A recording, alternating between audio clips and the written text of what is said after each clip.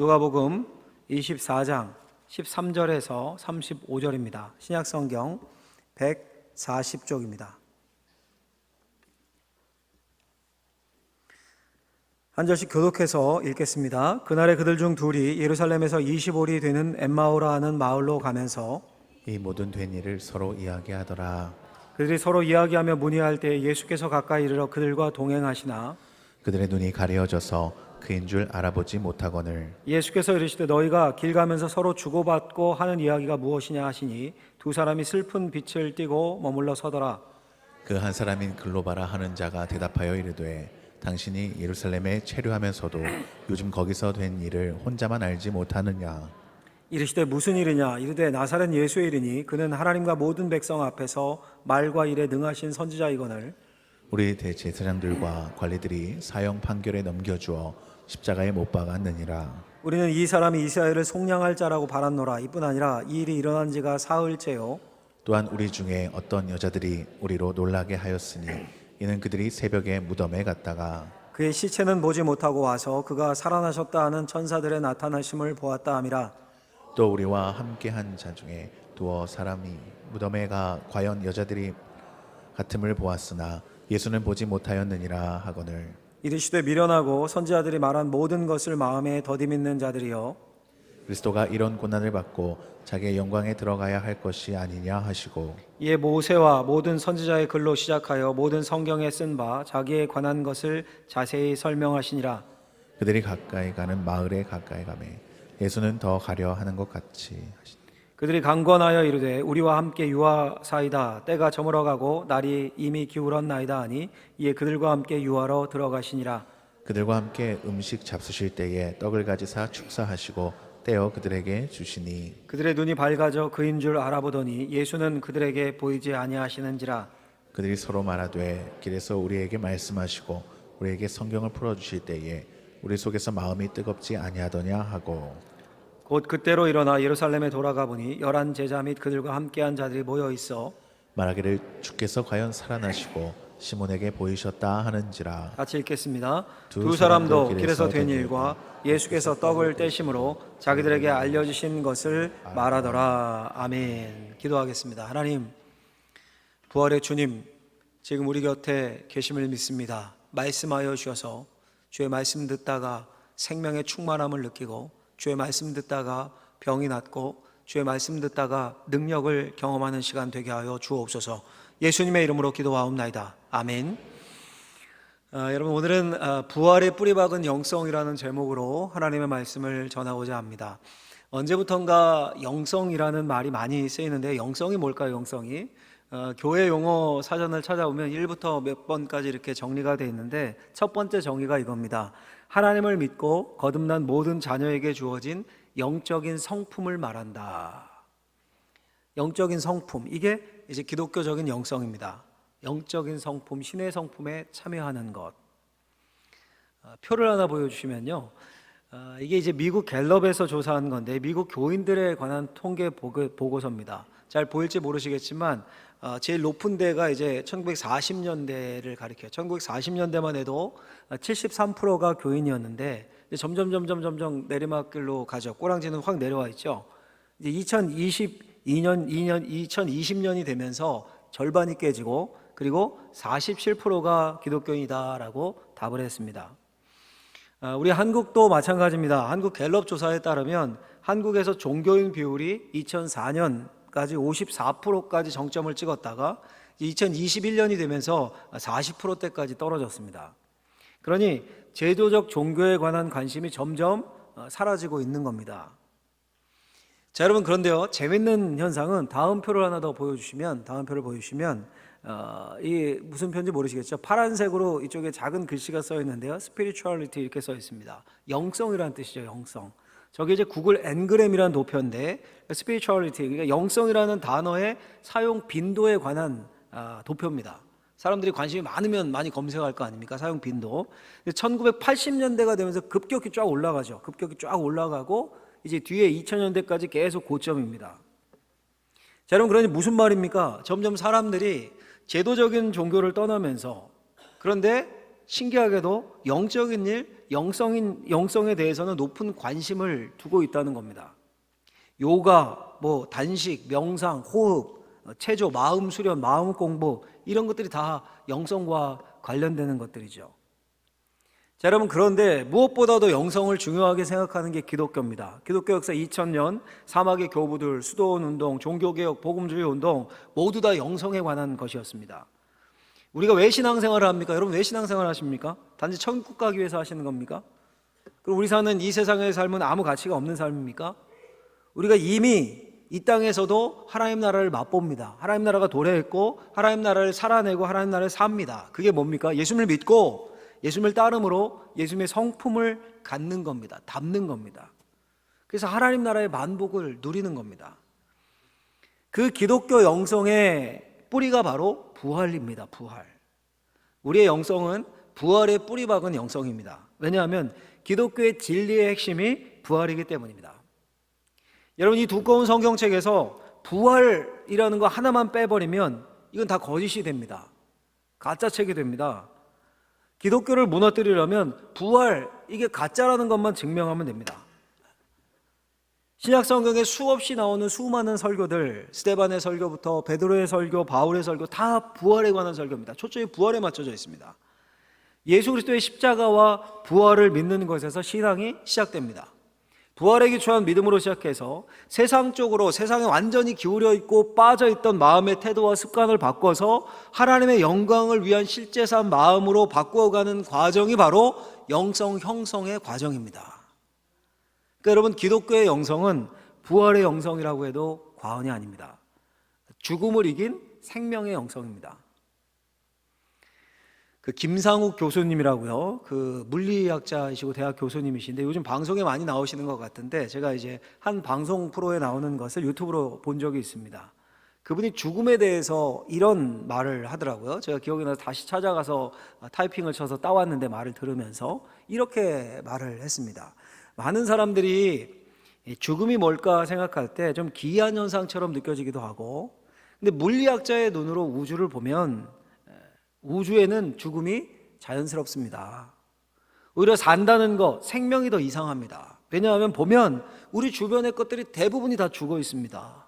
땅바닥도 죽어 있고요, 자동차도 죽어 있고, 지구의 돌과 땅과 물과 바닷물 다 죽어 있습니다. 사실 지구 밖에서 생명체를 본 적이 없습니다. 즉, 우주는 죽음으로 충만하고 죽음이 가장 자연스러운 우주의 상태인 것 같습니다. 그런데 이 죽어있는 원자들이 이유는 모르지만 갑자기 모여서 이렇게 살아있는 생명이 됩니다. 그러니 내가 살아있다는 이 찰나의 순간이 정말 소중하다는 걸 알게 됩니다. 이 이야기를 하더라고요. 그대로 제가 따왔어요. 여러분, 듣고 보니까 맞죠? 가만 보면 생명이 신비한 겁니다. 사는 게, 생명 있는 게 자연스러운 게 아니라 신비한 겁니다. 시편 116편에 보면 이런 말씀이 나옵니다. 116편 9절에 보면 내가 생명 있는 땅에서 여호와 앞에서 행하리로다. 생명 있는 땅에서 여호와 앞에서 살겠다. 생명의 기운이 막 충만하게 느껴져요. 그런데 이 놀랍게도 이 구절은 죽음에 관한 언급으로 꽉꽉 둘러싸여 있는 채 이 고백을 하고 있는 겁니다. 이런 말이 나와요. 앞에 사망의 줄이 나를 두르고 수월의 고통이 내게 이르므로 내가 환난과 슬픔을 만났을 때, 이런 구절이 앞뒤로 줄줄이 나옵니다. 사망의 올가미, 사망의 줄, 환난, 슬픔, 눈물, 넘어짐, 내가 어려울 때 잔뜩 앞뒤를 꽉 감싸고 있습니다. 그리고 죽음이 자연스럽고 생명이 놀랍다는 거예요. 그 죽음이 꽉 둘러싸고 있는데 내가 생명 있는 땅에 여호와 앞에 행하겠습니다. 부활도 이와 같습니다. 죽음이 충만한 세상, 죄로 인해 모두가 다 죽을 수밖에 없는 세상에 하나님이 생명을 가져온 사건입니다. 예수 그리스도께서 죽음을 깨고 부활하심으로 죄로 인해 죽을 수밖에 없는 우리에게 생명을 가져오셨습니다. 새로운 신분, 새로운 변화, 새로운 공동체를 우리에게 허락하셨습니다. 그 부활에서 기독교의 영성이 시작됩니다. 부활의 영성을 가질 때 아무리 죽음 같은 상황, 도저히 벗어날 수 없는 고난, 힘들고 불안하고 흑암과 같은 상황에서 넉넉히 견디며 이길 수 있습니다. 생명을 누릴 수 있습니다. 왜냐하면 부활 자체가 죽음과 흑암을 전제로 하기 때문입니다. 죽음이 없다면 부활이란 단어 의미가 없잖아요. 있을 수 없지 않습니까? 그러니 부활의 영성이 죽음과 같은 상황을 이길 수 있게 해주는 겁니다. 자, 여러분, 그렇다면 이 부활의 영성은 어떻게 형성이 될까요? 어느 날 은혜 받고 막 눈물 콧물 쏟으면 형성되는 걸까요? 영성을 영적인 성품이라고 아까 말씀드렸어요. 영적인 성품. 성품이 단기간에 형성됩니까, 여러분? 오랜 습관과 훈련을 통해 빚어지는 게 성품입니다. 그렇죠? 그러니까 부활의 뿌리박은 영성도 마찬가지입니다. 성령의 인도하심 가운데 마음의 태도와 훈련을 통해서 형성되는 겁니다. 자라는 겁니다. 만들어지고 빚어지는 겁니다. 제가 크게 세 가지 정도로 한번 정리를 해봤는데요. 첫 번째 한번 같이 읽으면서 마음에 새기죠. 같이 한번 읽겠습니다. 부활의 영성은 예수님이 주님이심을 인정하는 것이다. 여기서 출발해요. 예수님이 주님이심을 인정하는 데서 부활의 영성이 시작됩니다. 여러분, 오늘 말씀은 엠마오로 가는 두 제자라고 불리는 본문입니다. 한 명의 이름은 18절에 나오는데 글로바라는 제자였습니다. 다른 한 명의 이름은 안 나옵니다. 여하튼 예수님이 부활하시던 그날에 있었던 일입니다. 글로바와 또 한 사람이 예루살렘에서 이제 자신의 집인 고향 엠마오로 가고 있었습니다. 25리 약 10km 정도 이야기하면 가는 중입니다.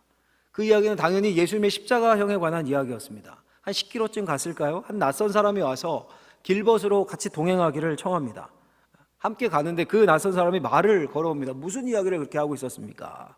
당연히 화제는 엊그제 십자가에 못 박혀 죽은 예수님의 죽음이었습니다. 두세 시간 대화를 하며 걷습니다. 글로바와 또 다른 친구의 마음속에 예수님에 관한 기억이 생생했겠죠. 아, 예수님은 하신 일과 말이 능력 있는 예언자였다. 그분으로 인해 우리가 이스라엘의 구원을 바랬다. 그런데 대제사장과 관리들이 그를 십자가에 죽였다.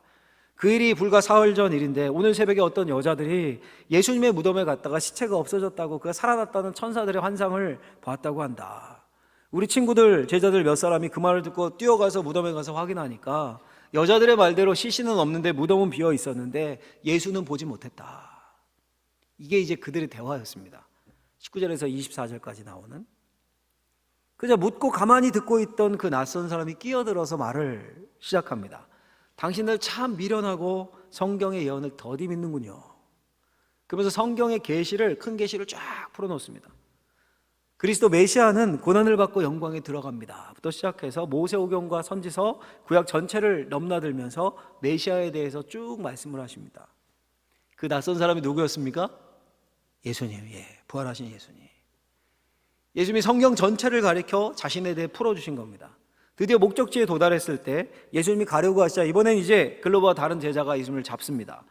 날도 어두웠으니까 집에 들어가서 유하고 가십시오. 함께 집에 들어가 식탁에 앉았을 때 무슨 일이 일어납니까? 오늘 요절인데 이 구절 같이 한번 읽어보죠. 30절 31절을 읽어보겠습니다.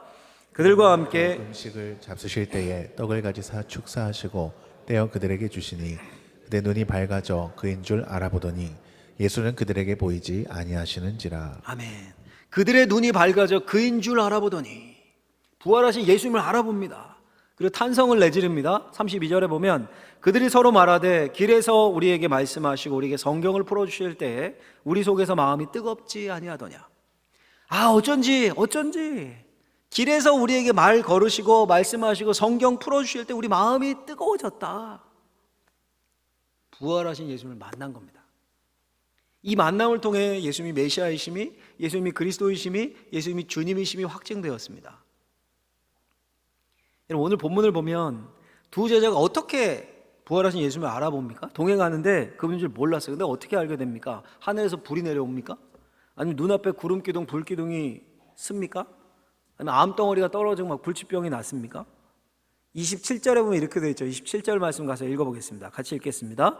이에 모세와 모든 선지자의 글로 시작하여 모든 성경에 쓴 바 자기에 관한 것을 자세히 설명하시니라. 아멘. 예수님이 뭐 하셨습니까? 성경을 풀어주셨어요. 성경을. 창조에 관한 이야기, 타락에 관한 이야기, 죄악된 세상에, 죽음으로 가득 찬 세상에 하나님이 어떻게 일하셨는지 두세 시간 동안 그 큰 하나님의 이야기를 쭉 풀어주셨습니다. 그때 이미 그들의 마음이 뜨거워졌어요. 뜨거워졌습니다. 그리고 떠나가려는 예수님을 붙잡았고, 예수님이 기도하셨을 때 눈이 확 빨개져서 예수님인 줄 알게 됐습니다. 여러분, 오늘날 우리도 마찬가지예요.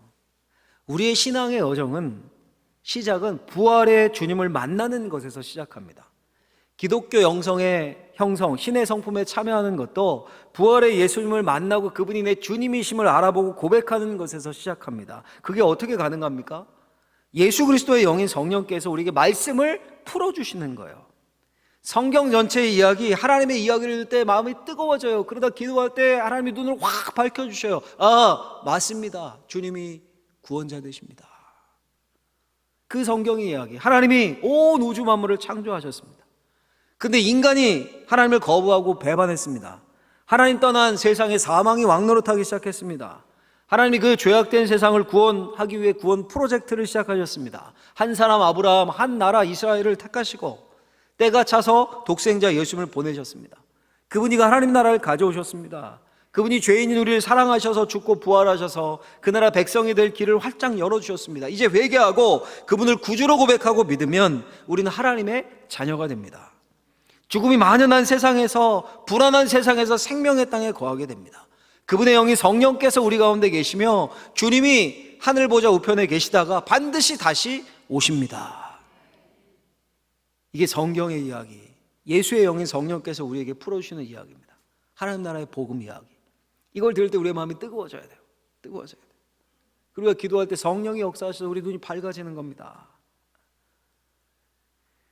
여러분, 이 성경 이야기의 핵심인 예수님께서 우리에게 이렇게 물으십니다. 오늘도 이렇게 물으셔요. 요한복음 11장 25절 26절 읽고 그 물음에 한번 답을 해보십시오. 같이 한번 읽겠습니다.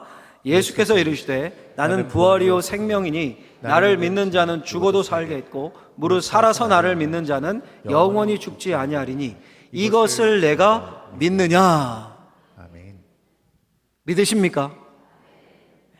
다 아멘 대답하셨어요. 이 예수님의 질문이 뭐예요? 나는 부활이고 생명이다. 이걸 네가 믿느냐? 이거 아닙니까? 거기에 솔직하게 아멘 믿습니다. 주님이 부활하셨고 주님의 죽음이 세상의 생명이 됨을 믿습니다. 주님을 믿음으로 내게 새로운 생명이, 새로운 삶이, 새로운 성품이 형성되고 자라나고 세워짐을 믿습니다. 이 마음을 다한 진실한 고백에서부터 이 부활의 삶, 생명의 땅에서 내가 여호와 앞에 행합니다. 이 삶이 가능해집니다. 사망에서 생명으로 옮겨진 삶이 시작됩니다. 여러분, 부활하신 예수님 우리 곁에 계시고 그분의 영인 성령께서 부활절을 맞이해 예배하는 이 시간 우리 안에서 역사하십니다. 우리의 마음을 확 열고 우리의 믿음을 고백하면서 죽음이 가득한 이 세상에서 생명 가득한 삶을 누리는 저와 여러분들 되시길 예수님의 이름으로 축원합니다. 두 번째로요, 그 부활의 영성이 그럼 이제 진짜 어떻게 형성되느냐? 같이 한번 읽어보겠습니다. 부활의 영성은 일상을 통해 형성된다. 일상을 통해 형성된다. 이 무슨 말일까요? 다시 30절 31절을 가서 보시면 이렇게 돼 있어요. 그들과 함께 음식 잡수실 때 떡을 가지사 축사하시고 떼어 그들에게 주시니 그들의 눈이 밝아져 그인 줄 알아보더니 예수는 그들에게 보이지 아니하시는지라. 여러분, 부활의 주님을 두 제자가 언제 알아보고 언제 만납니까? 음식 잡수실 때, 음식 먹을 때요. 이 두 제자뿐이 아닙니다. 우리 마가복음 가서 한번 읽어볼까요? 마가복음 16장 12절 14절을 같이 한번 읽겠습니다. 시작. 그 후에 그들 중 두 사람이 걸어서 시골로 갈 때에 예수께서 그들에게 나타나시니 그 후에 11 제자가 음식을 먹을 때에 예수께서 그들에게 나타나사. 아멘. 그 후에 그들 중 두 사람이 걸어서 시골 갈 때, 이 무슨 말일까요? 오늘 누가복음의 이 사건을 압축해서 이렇게 짧게 한 줄로 표현한 겁니다. 누가복음은 이걸 늘려서 자세히 지금 설명하고 있고요. 그리고 그 후에 엠마오로 엠마오로 가는 두 제자를 만난 후에 11 제자에게 나타나셨는데 언제 나타나셨다고 합니까? 음식 먹을 때. 역시 식사 자리에 부활의 주님이 나타나셨습니다. 요한복음은 한술 더 뜹니다. 요한복음 마지막 장을 보면 이렇게 시작해요. 요한복음 21장이 그 후에 예수께서 디베라 호수에서 또 제자들에게 자기를 나타나셨으니 나타내신 일은 이러하니라. 시몬 베드로와 디두모라 하는 도마와 갈릴리 사람 나다나엘과 세베대의 아들들과 또 다른 제자들이 함께 있더니. 그 후에 이렇게 시작돼요. 부활 후를 이야기하는 겁니다. 예수님의 제자들이 또 나타나셨습니다. 이번에 7명의 제자가, 이 숫자 다 세면 7명입니다. 갈릴리 고향에 가서 고기 잡겠다고 나섰을 때입니다. 아예 이번엔 예수님이 바닷가에 식탁을 직접 차리십니다. 셰프가 되셔서 숯불을 피우고 생선을 굽고 떡을 준비하십니다. 그리고 배에서 내린 제자들에게 뭐라고 하십니까? 이렇게 말씀하세요. 예수께서 이르시되 와서 조반을 먹어라. 자, 밤새 수고했으니 와서 아침을 먹어라. 그리고 그 자리에서 우리가 잘 아는 베드로에게 사명을 주십니다. 여러분 놀랍게도요, 복음서에서 부활하신 주님은 지금 주로 어디에 나타나십니까? 식사 자리에 음식 먹을 때 주로 나타나십니다. 같은 사건을 그냥 4개로 해놓은 게 아니라 다 다른 사건이에요. 지금 2명의 제자, 11명의 제자, 7명의 제자. 요즘식으로 하면 여러분 온 제자가 모여서 예배하는 주일 예배 때 나타나지 않으셨습니다. 뜨겁게 부르짖는 금요기도 때 짠 후련히 나타나지 않으셨어요. 심지어 여러분 부활도 예수님이 언제 하셨습니까? 부활도 사복음서에 보면 이렇게 되어 있습니다. 안식일이 다 지나고 안식 후 첫날, 안식 후 첫날 이른 아침에 살아나신 후, 안식 후 첫날 새벽에, 안식 후 첫날 일찍이. 다 똑같이 증언하죠. 안식 후 첫날 새벽 일찍이. 요즘으로 하면 안식일이 유대인들에겐 주일인 거예요. 그렇죠? 주일. 그러니까 유대인들에게 있어서 안식 후 첫날은 한 주의 일상이 시작되는 날입니다. 시작되는 날. 일상이 시작되는 그 첫날 이른 아침 예수님이 부활하셨습니다. 그리고 안식일을 지킨 그 제자들에게 그들의 일상 식탁 자리에 부활하신 주님이 찾아오셨습니다. 재밌죠? 복음서의 기사가. 여러분 우리 교단에 그 인터넷 신문이 있는데 아이굿 뉴스라고 인터넷 신문이 있는데요. 교단 신문이 이번 주 월요일에 이런 제목의 기사가 실렸습니다. 제목을 읽어드리면 이래요. 엄마는 왜 교회에서랑 집에서랑 달라요? 월요일에 실렸던 기사 제목이에요. 제가 클릭해봤어요. 제목이 재밌잖아요. 그래서 클릭을 해봤더니 이런 아이의 말로 시작을 했습니다. 그 기사가 이런 아이의 말로 시작해요. 우리 엄마는 이중인격자예요. 교회 사람들 앞에서는 나에게 한없이 다정하지만 집에서는 다르거든요. 너는 누구를 닮아서 매일 사고를 치는 거니? 공부 안 하더니 삼류대학 가서 좋으냐? 방이 돼지우리 같네. 좀 치워라. 왜 이렇게 많이 먹냐? 그만 좀 먹어라. 다리 밑에서 주워오지 말았어야 되는데 그거 진짜 더럽게 말한던데. 진짜 우리 엄마 맞을까 싶다니까요. 하나님한테는 잘하는 우리 엄마, 저한테는 왜 이러는지 모르겠어요. 찔리는 분들 이렇게 해서. 여러분 어떠십니까? 많은 그리스도인들이 이중인격자처럼 삽니다. 하나님께는 잘하는데 주일에는 고상하고 거룩한데 예배하고 찬양하고 은혜를 사모하는 것 같은데 근데 안식 후 첫날 월요일이 되면 다른 사람이 됩니다. 근데 오늘 성경을 기억하십시오. 예수님이 안식 후 첫날 일상이 시작되는 그 이른 아침 그 시점에 부활하셨습니다. 부활하신 예수님이 제자들의 식사 자리 가장 사적이고 가장 생존에 필요한 삶의 현장에 나타나셨습니다. 그 자리에서 사명을 주셨고 그 자리에서 하나님 나라의 복음을 깨닫게 하셨습니다. 여러분 우리의 신앙은 예수 그리스도의 십자가와 부활에 근거합니다. 그러니 주일에서 출발하는 거예요. 주일에서 안식일로 출발하는 겁니다. 주일에 예배를 통해 은혜 받고 내가 하나님의 자녀이고 내가 죽음이 있는 이 세상에서 생명 있는 땅에 행하게 되었음을 감사하면서 내가 누구인지를 확인하는 겁니다. 그리고 그 생명으로 안식 후 첫날 일상으로 나가 식탁에 앉는 겁니다. 그 식탁에 앉아서 전혀 다른 사람으로 사는 게 아니라 그 부활의 생명을 나누고 증언하는 삶을 사는 겁니다. 이중적인 삶이 아니라 언제 어디서나 똑같은 인격으로 사는 겁니다. 여러분 학생들 생각해 보십시오. 어떤 학생이 공부 잘하고 실력이 쑥쑥 늡니까? 학교에서만 학생인 것 같고 학교 끝나면 교복 싹 벗고 유흥업소 들락날락 거리는 아이들이 실력이 늡니까? 아니죠. 당연히 학교에서 수업에 충실하고 매일 조금이라도 꾸준히 배운 거 복습하고 공부하고 이런 아이들이 실력이 늘죠. 그게 나중에 상식이 되고 지식이 되고 그게 세상을 보는 바탕이 되죠. 우리 신앙도 마찬가지입니다. 주님의 부활하심은 교회에서만 작동하는 예배당 안에서만 작동하는 기적이 아닙니다. 단순히 기도해야 할 때 부활의 주님 내게 기적으로 나타나소서 그렇게 부르짖는 구호 차원이 아닙니다. 물론 그런 기도 필요하죠. 그런 체험과 은혜도 필요하죠. 근데 여기 많은 분들이 이미 그리스도인이다라는 마음으로 나는 예수 믿습니다 하고 앉아 계신 분들 아닙니까? 십자가 부활 믿는 분들이 더 많잖아요, 이 안에. 그럼 여러분 이제 일상에서 식탁에서 부활의 생명을 누리셔야 됩니다. 살아계신 주님의 시선으로 인생과 역사와 세상을 보고 사람을 대하는 겁니다. 우리 가정에 일터에 매일의 식탁에 주님이 함께 계십니다. 우리 가정에 주님이 있다면 어떻게 말하고 어떻게 행동하시겠습니까? 내 일터에 주님이 계시다면 늘 짜증나고 화나고 막 그러겠습니까?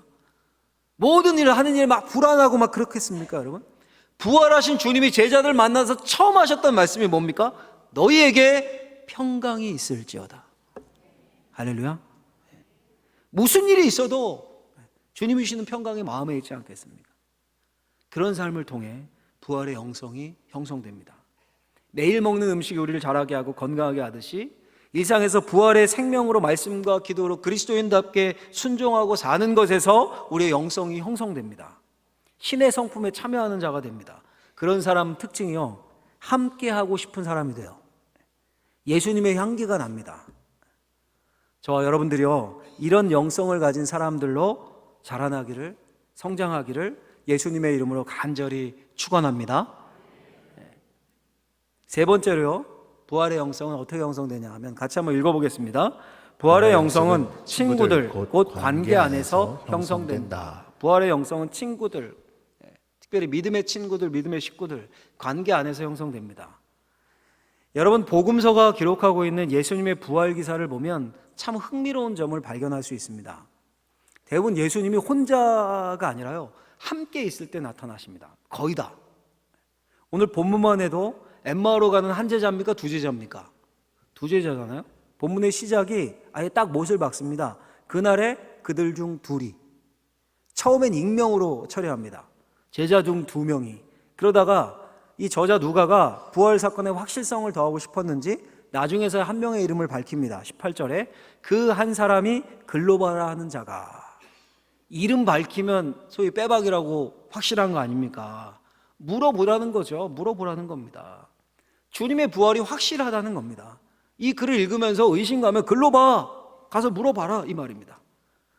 근데 글로바 혼자 묵상 기도할 때 주님이 나타나셨습니까? 친구와 함께 갈 때 나타나셨어요. 마가복음 9절도 우리가 아까 봤죠. 베드로 혼자 집에서 혼밥하고 있을 때 나타나셨습니까? 11제자가 함께 음식 먹고 있을 때 나타나셨습니다. 요한복음에서는 7제자가 함께 있을 때 나타나셨죠. 우리가 다 본 구절들이죠. 다른 기사들도 마찬가지입니다. 부활 아침 무덤에 갔던 부활의 첫 증인에 대해서 마태복음은 새벽에 막달라 마리아와 다른 마리아가 무덤에 갔다라고 증언합니다. 2명이죠. 근데 누가복음에 보면 이 여인의 수가 늘어나요. 늘어나서 적어도 4명 이상의 여인을 말합니다. 그 중에서 마태는 2명만 이야기한 거예요. 누가복음에 보면 이렇게 되어 있습니다. 막달라 마리아와 요한나와 야고보의 모친 마리아와 또 그들과 함께한 다른 여자들도 4명 이상이죠.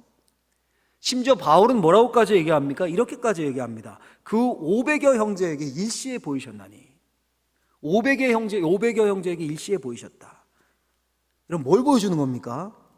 부활은 나 혼자 누리고 나 혼자 즐기는 이벤트가 아니라 부활은 우리를 다른 사람들과 엮어 놓는다는 겁니다. 엮어 놓는다는 거예요. 금세기 목회자의 목회자라고 불렸던 유진 피터슨 목사님이 소천하셨는데 부활에 관해 말하면서 이런 말을 합니다. 한번 잘 들어보십시오. 제가 책에서 몇 줄을 따왔는데 잘 들어보십시오. 부활은 친구들 간의 유대를 형성해 준다. 부활이 우리를 인도에 들어가는 곳은 서로가 서로를 의존하는 공동체, 자기 자신을 더 이상 독자적인 존재로 생각할 수 없는 남자들, 여자들 혹은 아이들의 공동체다. 예수의 부활을 인식하고 거기에 응답하는 일은 결코 개인적인 체험이 아니라는 사실이다. 부활은 우리가 다른 사람과 함께 있을 때 일어난다.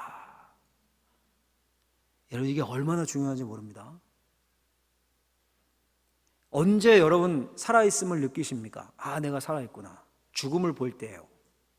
다른 사람의 죽음을 볼 때, 장례식에 갈 때 내 생명을 생각하게 됩니다. 막 그냥 살다가도 누군가 뇌출혈로 쓰러졌다는 소식 들으면 내 생명을 그때 생각하게 돼요. 그뿐이 아니죠. 우리 교회 꼬마 아이들이 때로 로비에서 막 깔깔대고 뜁니다. 그 아이들 보면 어떻습니까? 생명의 충만함을 느낍니다. 저절로 미소가 나와요. 너무 예쁘고. 여러분, 이처럼 우리는 다른 사람과의 관계에서 생명을 느낍니다. 그럴 수밖에 없습니다. 우리를 창조하신 하나님이 성부, 성자, 성령, 삼위일체의 관계 속에 계신 하나님이시기 때문입니다. 그렇게 우리의 영성도 관계 속에서 형성됩니다. 영적인 성품, 신의 성품에 참여하는 것이라면 인격과 그 신의 성품에 참여하는 성품은 관계 속에서만 성장합니다. 믿음의 식구들, 믿음의 친구들과 함께하는 식탁, 기도회, 모임, 교제를 통해서 다른 사람 안에 있는 부활의 생명을 보는 겁니다. 여러분 잘 한번 생각해 보십시오. 정말 신앙이 좋다고 하면서 매일 산기도 다니고 혼자 매일 밤새서 기도하고, 나쁘다는 게 아니라 대부분 그런 분들 중에, 죄송해요, 양해하고 들으십시오, 성격이, 인품이 괴팍한 분이 많아요. 그렇지 않습니까? 본인은 신앙이 좋다고 하는데 가까이 하고 싶지 않은 분들이 많아요. 이런 원리예요, 여러분. 이런 원리입니다. 성부, 성자, 성령 하나님이 관계의 하나님이기 때문에, 다른 사람들의 관계 속에서, 믿음의 식구들과의 관계 속에서, 기도 속에서 다른 사람들의 간증과 신앙과 삶의 이야기를 들으면서 그 안에 역사하신 부활의 주님의 흔적을 느끼는 겁니다. 그러면서 우리의 영성이 형성되고 자라가며 빚어집니다. 이게 에베소의 말씀이에요. 성령 안에서 너희가 함께 지어져 가느니라. 공동체를 하나님이 두신 이유입니다. 우리 사랑하는 방언제일교회 성도님들, 우리 주님이 부활하셨습니다. 부활하셨습니다. 그럼 우리는, 아멘 하신 분들은 부활의 뿌리 박은 영성 출발하신 거예요. 형성에 관한, 자라가는 과정에 있는 겁니다. 주일 굉장히 중요합니다. 여기서 시작해요. 그런데 예배당에서뿐 아니라 안식 후 첫날 우리 일상에서 부활 생명으로 일관된 삶을 살아야 합니다.